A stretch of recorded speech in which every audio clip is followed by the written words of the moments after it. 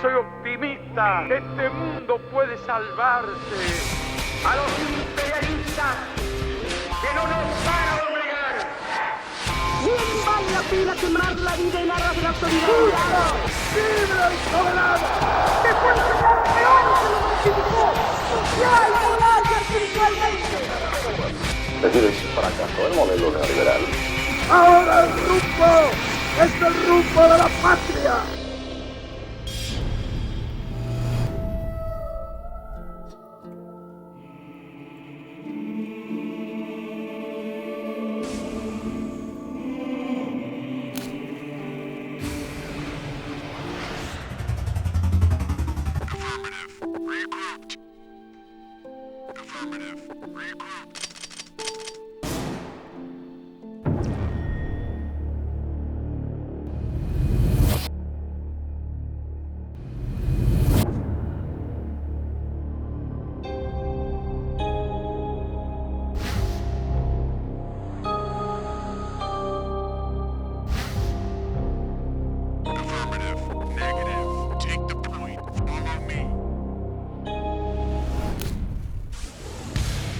Habla de un aumento importante, también puede verse ciertos registros. Continuamos entonces en Mejor que Decir, por AM740, Cooperativa, Radio Libre.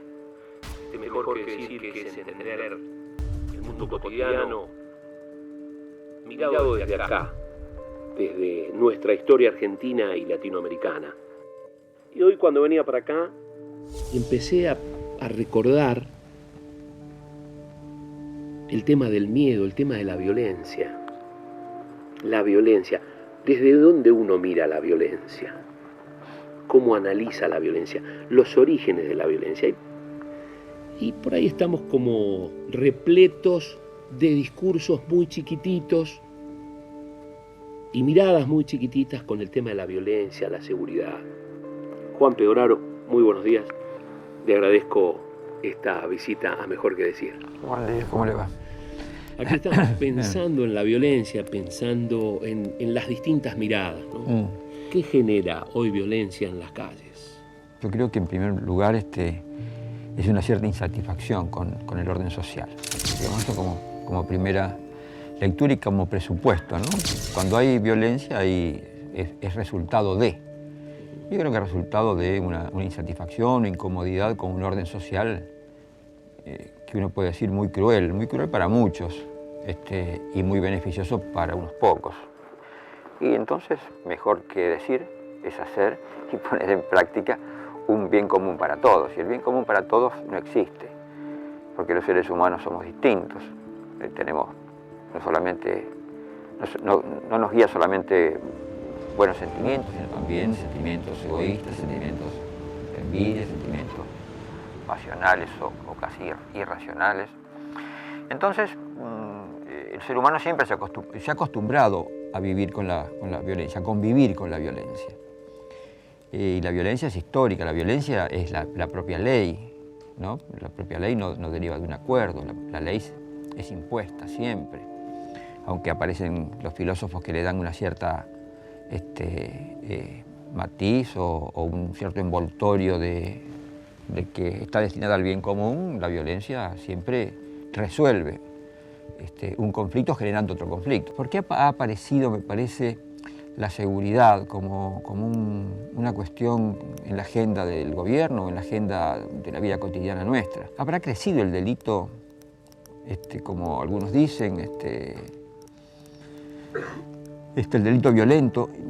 La verdad que los datos estadísticos, si bien hablan de un aumento importante, también puede deberse a ciertos registros. La violencia entre los pobres o a los pobres ha sido quizás, es mucho menos registrada que la violencia de la clase media. Se ha perdido esa forma de integración que yo creo que hacía menos cruel la vida. Porque es cierto, el barrio, la vereda, el baldío, los amigos de la esquina, el café, y la seguridad de un proyecto de vida que tenía que ver con la movilidad social, ¿no? Mi hijo, el doctor, tenía un proyecto de vida, o sea, la casa propia, un trabajo seguro, Y ahora todo eso se perdió en una integración, yo creo que mucho más individual, mucho más del sálvese quien pueda, y además con un miedo, porque lo que más se logró, digamos, el resultado de esto es más miedo. Porque individualmente uno no se salva. Ni siquiera se salva de ir al psiquiatra o al psicólogo. Hola. El tema de mientras que habla Hola, ¿qué haces? Una cosa, che, el que está en estudio ahora es Pegoraro. Inconfiable, porque ¿Y que tiene un bloque? se habla de que, por ejemplo, el hurto... Bueno, fíjate si lo podés parar cuando salga. Yo igual voy a ver si lo puedo enganchar. Dale. Y el robo un poco más. Listo, chao. Entonces, la integración ahora es una integración despersonalizada. No tener trabajo es mucho más que no tener trabajo. Es pérdida del respeto por uno mismo, de la identidad de uno. O sea, cuando alguien que no tiene trabajo y le preguntan, ¿y usted qué es? Desocupado. ¿Qué significa ser desocupado? Entonces, la pérdida de la autoestima y así, digamos, la disolución de los lazos afectivos familiares, de pareja, de todo. Una persona desocupada es una persona que no tiene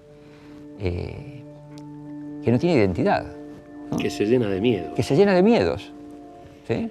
Y aún los que están ocupados están diciendo, ¿cuándo me toca a mí esto, no? Juan Pegoraro, muchísimas gracias por habernos visitado a Mejor que Decir. Bueno, muy bien, muchas gracias. Juan Pegoraro, sociólogo, abogado, dirige la Cátedra de Delito y Sociedad en la UBA y nos visitó en Mejor que Decir por AM740 Cooperativa Radio Libre. Pegoraro. Perdón, disculpe. Pato Contiza, mucho gusto. Mucho gusto. Estuve escuchando la nota. Ajá. Y me gustaría, si tiene algún minutito, charlar un par de cositas. Estoy a las disparadas. No, ¿Una reunión? A ver, ¿tiene un teléfono o algo? Sí, dale. Estoy trabajando sobre un libro referido a América Latina y a los asuntos más importantes hoy. Pero me quedé muy enganchado con esto de, por un lado, esta presencia de la violencia hoy, mediáticamente hablando, la violencia en los medios, es como una declaración de que esto es violencia y otra cosa no, digamos. Claro. Y lo otro sería como el extremo, que sería decir, bueno, en realidad todo es violencia. Ajá. Y yo lo que pensaba es, ¿habrá algún punto intermedio? Bueno, sí. Lo que ocurre es que uno puede decir hay menos violencia. O sea, ¿cómo encontrar un punto donde hay menos violencia? Todo violencia o nada es violencia es un tema que uno puede abordarlo desde la sensibilidad. Porque, o sea, ¿qué sensibilidad uno puede poner en marcha cuando, digamos, reflexionás alrededor de si todo es violencia o nada es violencia? Porque, fíjate, si uno piensa que la violencia es solamente cuando te ponen un revólver en el pecho, claro, decís, bueno, hay muy pocos momentos que eso te ocurre en la vida. Pero cuando uno piensa que la violencia, digamos, que tiene que ver con una incomodidad o una insatisfacción permanente en la cual uno vive en un sistema social o en un determinado sistema social, ampliás, digamos, la mirada sobre la cuestión de la violencia y es un tema de sensibilidad. Hay personas que no se dan cuenta de que viven en un mundo violento. Me imagino que aquellos que tienen, digamos, una vida absolutamente hecha en términos de que tienen satisfecha todos sus deseos y necesidades, piensan que esta es una sociedad donde no hay violencia. Y será el problema de los otros, no de él. Por eso te decía que una cuestión, me parece a mí, de sensibilidad. Cuando ves a un cartonero, por ejemplo, dices, este tipo no es que nació cartonero, lo hicieron cartonero. Entonces, digamos, ahí reflexionar sobre el tema de la violencia. Yo le digo a los alumnos siempre, mira, ustedes tienen que darse una vuelta, digamos, aunque sea por Plaza 11, por Plaza Miserere, digamos, ver eso, no es, o sea, no pueden vivir, digamos, pensando en que la única realidad es la facultad y el mundo académico, el mundo intelectual, donde uno discute al autor tal con el autor tal y compara esas cuestiones.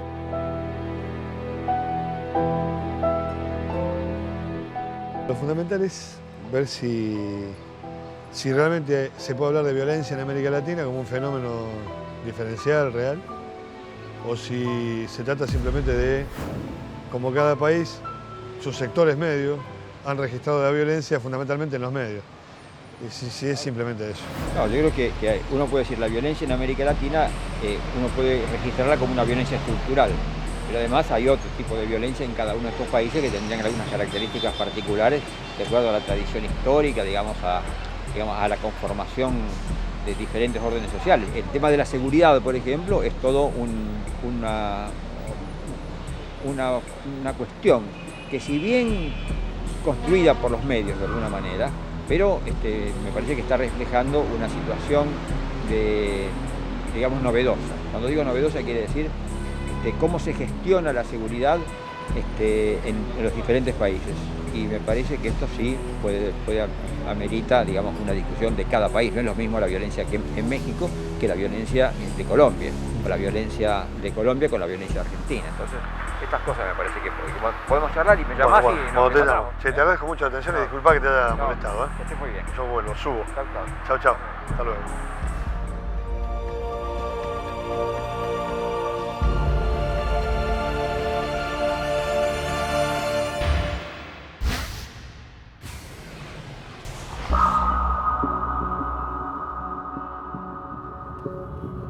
¿A dónde vamos, Marta? A Villa Domínico, ahí al centro oeste de la mujer, Azucena Villaflor. Menos mal que quisiste venir. Vas a ver un grupo de mujeres laburando, participando, trabajando desde sus propias historias de vida, luchando. Va a ser bueno para vos, me parece, Tato. Sí, posiblemente sea bueno, pero digamos, debe ser un ambiente bastante duro, ¿no? Es muy duro. Estamos trabajando bastante con este tema de la participación comunitaria en el Ministerio. Es una red bien interesante que hay en la provincia. Son más de 4.000 organizaciones que trabajan. Y una de ellas es la Casa de la Mujer Azucena Villaflor. Qué buen nombre, ¿no? Es un buen nombre, sí, claro que es un buen nombre. Esta parte de la inseguridad no te la cuentan los diarios ni... Se ve poquito. El tema en realidad no es el de la inseguridad, el tema de fondo es el de la violencia. Ese es el problema más duro, más fuerte, y nos atraviesa desde todos los lugares, ¿no?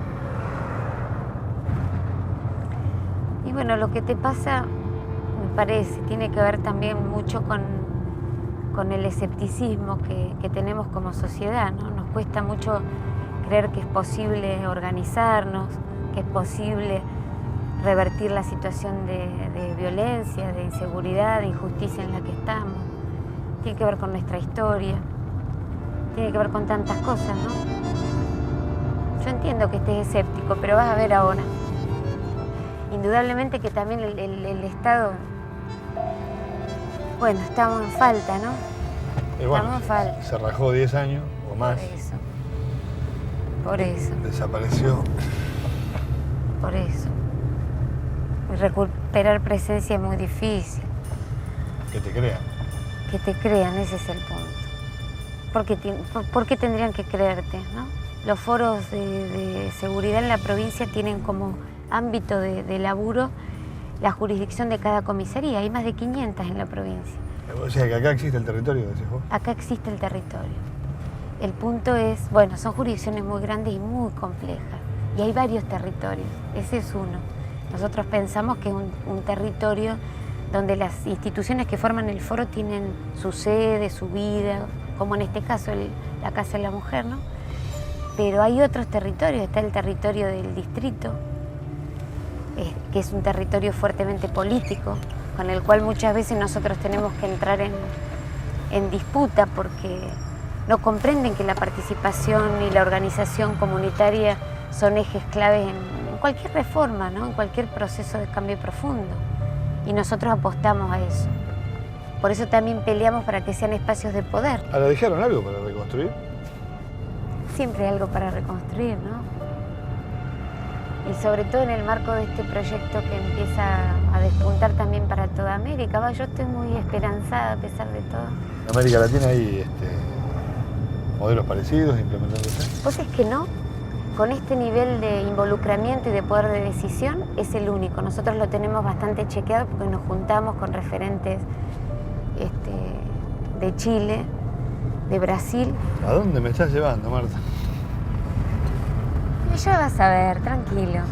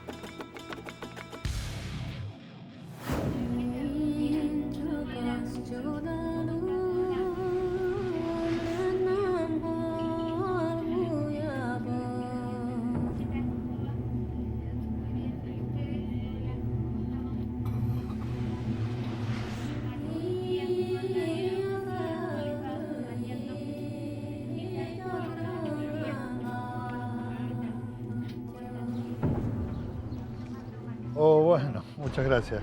Sí. Bueno, buenísimo.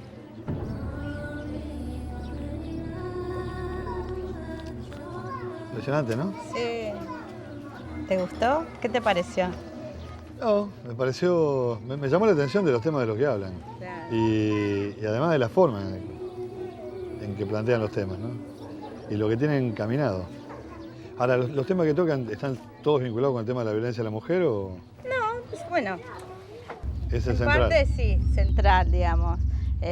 Porque bueno, sabemos que la violencia familiar hacia la mujer después se replica en los niños. Entonces trabajamos también los derechos del niño y bueno, también vemos que los adolescentes es como que han quedado con todo este problema de la falta de trabajo, también quedaron un poco desvalidos y entonces también trabajamos con los adolescentes, Claro. los embarazos en adolescentes. El sistema neoliberal que lleva a quedarnos a nosotros sin trabajo impulsa a que nuestros chicos salgan a la calle y ahí en la calle está la droga a la orden del día para agarrarlos y esto provoca que nuestros chicos salgan a robar y haya inseguridad. Pero es todo provocado por un sistema político que nos lleva, por el sistema neoliberal y lleva a que los países de Latinoamérica quedan empobrecidos. ¿Y los hombres, la situación de los hombres es igual de comprometida? No es tanta, pero yo creo que también hubo una violencia. El hombre está preparado para tener trabajo y traer la plata a la casa. Eso es lo que nos prepara la sociedad, la cultura. Al quedarse el hombre sin trabajo, también se produce una violencia hacia él. No tiene trabajo, esto hace que tenga problemas con la familia y también con su entorno. ¿Viste? Y también, digamos, el que tiene un trabajo quiere conservarlo y entonces a los que tiene subordinado también le produce violencia. Es toda una cadena. Los casos así de violencia interna, Sí. ¿se sufre mucho? Sí, acá en el barrio sí. Vos sabés que las mujeres, el 80% de las mujeres han sufrido violencia. No solamente violencia física, sino psicológica, económica. ¿Me entendés? Donde la mujer siempre tiene un lugar inferior, no puede opinar, no puede... Y si hay un problema en la casa, la que tiene que hacer cargo es la mujer. Es el problema de la mujer. Siempre es así. Y más, está en todos lados la violencia, si no es que está solamente en las clases bajas, está en todas las clases sociales. Pero bueno, las mujeres que tienen otros recursos tienen otras maneras de sobrellevar este tema. En cambio nosotras, las pobres, las que vivimos en lugares como estos, que son asentamientos o en barrios precarios, no se pueden es escapar. fácil. No podemos escapar. Eso es lo que más me impresionó. Eso no lo... Y me parece que lo que yo consigo a través del movimiento son herramientas para ver que yo estaba pasando un problema y que si yo no me hago cargo de este problema y logro que otras compañeras o otras personas, hombres, porque no solo las mujeres tomamos el tema, porque no es un tema de la mujer el tema de la violencia, o no es el tema de los jóvenes solamente el tema de la inseguridad, es un tema de todo, entonces todos tenemos que ser parte de esto. Entonces cuando a mí me dan esta herramienta, yo digo, acá yo pasé violencia durante 10 años, entonces digo, esto puedo dar desde mi experiencia de poder salir y poder que las demás vean que todas podemos podemos ayudarnos. La única manera de que nosotros salgamos de este pozo donde nos han sumergido es que todos pongamos el hombro. Eso es lo principal, que entre todos, de a uno, el individualismo no nos va a llevar a nada. Tenemos que ser parte de esto, porque si nosotros no somos parte de los que nos está pasando, no vamos a poder salir. Uno vive la relación con los sectores más desprotegidos cuando te los cruzas en una esquina. Exacto. Cuando te limpian el parabrisas del acá, auto. a un lugar así no venís. viajes, Y cuando claro. vienen las cámaras vienen a sacar Exacto. lo que se puede vender, digamos, que es la imagen los efectos de la violencia. Claro, la parte amarillista, digamos. La parte amarillista. ¿Seguimos en la charla? Sí, pasemos así.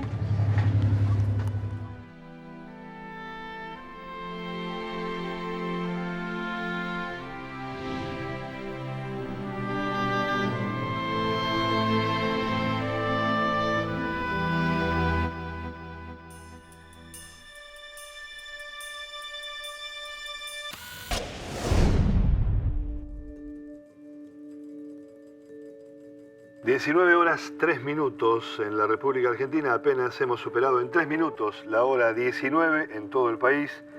Un nuevo encuentro, una nueva emisión, una nueva edición de este programa que se llama Mejor que Decir y que se emite por la AM 740 Cooperativa Radio Libre. Tuvimos una semanita bastante movida por informaciones y por datos muy puntuales. Sin embargo, noticias y temas y asuntos que ya nos tienen raramente acostumbrados. La forma en que estos temas se encaran es un poco la razón, el motivo de la convocatoria que le hemos hecho en esta tarde-noche a Mariano Ciafardini, quien es abogado, licenciado en Criminología de la Universidad de Buenos Aires, vicepresidente del Instituto Latinoamericano de Seguridad y Democracia, titular, además, de la Dirección Nacional de Política Criminal, dependencia del Ministerio de Justicia y Derechos Humanos de la Nación. Mariano, muchísimas gracias por estar aquí. ¿Qué tal? Buenas noches, ¿cómo te va? Buenas noches, gracias a vos por la invitación. ¿Cuál es concretamente la situación, digamos, si pudieras titularlo brevemente, la situación concreta en nuestros países, en la Argentina en particular, que es donde vos tenés una mirada mucho más focalizada, de la situación de seguridad y de violencia? Yo creo que si hay algo que lo pudiera definir son 2 palabras: exclusión, por un lado, y la falta de presencia del Estado, por el otro, digamos. Esto es una combinación, me parece a mí, que ha generado extensos territorios dejados de la mano de la urbanización y la civilización, y que se han transformado evidentemente en mal llamadas tierras de nadie, porque en realidad terminan siendo tierras de corrupción, de extorsión, tierras de miedo, tierras de tráficos, de mafias y de degradación de la persona humana, ¿no? Y esto tiene mucho que ver con esa violencia que ha crecido tanto en América Latina, sobre todo durante los impactos de las políticas neoliberales, que son las que más han negado al Estado, justamente, las que más han retraído al Estado. Es necesaria la presencia del Estado. Las favelas, las poblaciones, las villas, bueno, o como quiera llamársele en cada lugar, a aquellos grandes sectores geográficos que pretenden ser urbanos porque se quieren acercar a la ciudad, pero que la ciudad los rechaza, aquellos sectores donde el Estado no está salvo con la racia policial, y eso no es presencia del Estado, eso es ataque por parte del Estado, pero donde no hay nunca una oficina pública, donde nunca hay una escuela, donde nunca hay un hospital y a veces ni siquiera una sala de primeros auxilios, donde no hay instalaciones estatales, donde no llegan los servicios públicos, donde no entra el basurero, donde no entran ninguna de las acciones del Estado, salvo puntualmente algunas cosas, como puede ser alguna asistencia social, casi te diría experimental, que no se puede considerar como una presencia real del Estado. Estos son los lugares especiales por empezar, para hacer el fraccionamiento al menudeo de la cocaína. ¿Hay salida de esto? ¿Cuáles son los instrumentos que hay que poner en funcionamiento para que esto comience a revertirse? Bueno, obviamente que sí hay salida, digamos, y tampoco creo que sea una salida tan difícil en términos de lo que habría que hacer. Tal vez es más difícil en términos de cómo lograr las decisiones políticas, pero en cuanto a la implementación de lo que habría que hacer, porque al fin y al cabo, ¿qué son todas estas zonas? Son barrios. ¿Qué hay que hacer? Y hay que hacer barrios, digamos. ¿Qué hay en un barrio? Bueno, en un barrio está el policía en la esquina, está el basurero que entra, hay un hospital cerca, adentro, está la escuela donde van los chicos del barrio, hay servicios, la gente tiene donde apoyarse, digamos, ve permanentemente servidores públicos, tiene contactos, hace relaciones de confianza, ocupa el espacio público. La banda ya no es la autoridad, sino no es el que domina, sino el que se tiene que esconder. Como en cualquier barrio de cualquier lado. Es decir, reconstruir el barrio, es decir, el Estado tiene que estar de nuevo allí. Hoy estuve hablando con una militante social, vamos a llamarla así. Y el tema que surgió rápidamente fue el tema de la violencia familiar, del estado de destrucción. Entonces, cuando hablabas del barrio, pensaba o recordaba cómo eran los barrios cuando yo era pibe y cómo el espíritu de la comunidad, esta palabra que está un poquito perdida, ¿no? El espíritu de la comunidad estaba ahí, metido en el barrio, ¿no? Donde existía un nivel suprafamiliar. ¿Pero qué era un nivel familiar? ¿Cómo se recupera eso? Bueno, evidentemente no con un escenario fracturado como el que tenemos ahora, digamos. Tenemos que empezar por incorporar a todo el mundo a esta realidad urbana. Un segundo paso después de hacer esto sería evidentemente trabajar, o paralelamente con esto, trabajar mucho más en la participación de la gente, en la participación de la gente en la cosa pública, ¿no? Esta es una responsabilidad también del Estado, ¿no? Cómo ofrecer canales, cómo ofrecer espacios, cómo ofrecer lugares para que la gente se reúna, para que la gente discuta sobre las cuestiones de su barrio, de sus calles, y vuelva a establecerse estos lazos, primero de conocimiento, porque ya hay prácticamente un desconocimiento en muchos lugares de quién es quién, y segundo, de confianza, de intimidad, esas redes, como vos decís, de una familia un poco más grande, donde si uno tenía problemas familiares podía salir a recostarse y podía contar infidencias y cosas que a su vez resolvían el problema, porque ayudaban a resolver el problema, a sacar a la persona que estaba mal, a mediar, digamos, a una cantidad de cosas. Pero esto es la reconstrucción del lazo social. Y yo creo que acá el Estado también tiene su responsabilidad, porque tiene recursos como para volver a difundir esto y ofrecer los espacios, ofrecer a aquellos articuladores que por lo menos le den el primer empujón a este movimiento que es necesario, imprescindible reconstruir, porque si no, no hay solución. Por esto hay un nivel mínimo que todo el mundo tiene de resguardo, pero en la acción, en la acción y en la participación, la gente pierde el miedo. Gracias por tu presencia aquí, gracias por la buena noticia. Nos encontraremos seguramente en algún otro momento para hablar de este tema o de alguno un poquito más halagüeño. Gracias. Mariano Ciafardini estuvo con nosotros en Mejor que Decir, la segunda edición, aquí en la AM 740 Cooperativa Radio Libre. Nosotros nos encontramos a todo efecto mañana a partir de la hora 19. Chao, pásenla bien. Una palabra no dice nada y al mismo tiempo lo esconde todo, igual que el viento que esconde el agua, como las flores que esconden el lodo. Una mirada no dice nada y al mismo tiempo lo dice todo.